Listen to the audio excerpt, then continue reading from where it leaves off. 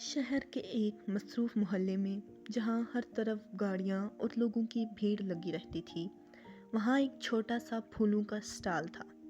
اس stall پر ساجد نامی ایک نوجوان کام کرتا تھا۔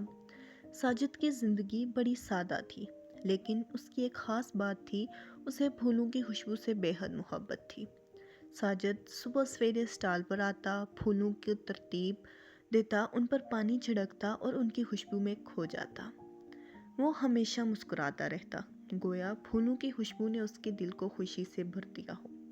ایک دن ایک خوبصورت سی لڑکی اسٹال پر آئی۔ وہ سفید لباس میں ملبوس تھی اور اس کے بال ہوا میں لہرا رہے تھے۔ اس نے ایک گلاب کا پھول اٹھایا اور ساجد سے پوچھا، کتنے کا ہے؟ ساجد نے مسکراتے ہوئے جواب دیا، خوشبو کے لیے قیمت نہیں لگائی جاتی، یہ تو دل کی بات ہے۔ لڑکی مسکرائی، اس نے پیسے دیے اور گلاب کو نرمی سے اپنے ہاتھ میں تھام لیا۔ اس دن کے بعد وہ لڑکی روزانہ اسٹال پر آنے لگی۔ کبھی وہ گلاب لیتی، کبھی موتیاں، اور کبھی بس خاموشی سے کھڑی ہو کر پھولوں کی خوشبو میں کھو جاتی۔ ساجد اور وہ لڑکی آہستہ آہستہ دوست بن گئے۔ دونوں کی دوستی میں ایک خاص خوشبو تھی جو لفظوں میں بیان نہیں کی جا سکتی۔ ایک دن لڑکی نے ساجد سے کہا، تمہیں پتہ ہے، خوشبو ہمیشہ یاد رہتی ہے، یہ دل میں بس جاتی ہے۔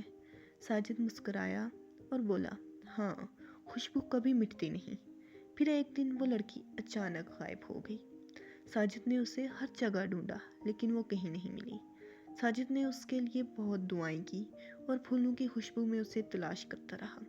وقت گزرتا گیا، لیکن ساجد نے ہار نہیں مانی۔ وہ روزانہ اسٹال پر آتا، پھولوں کو سجاتا اور ان کی خوشبو میں کھو جاتا۔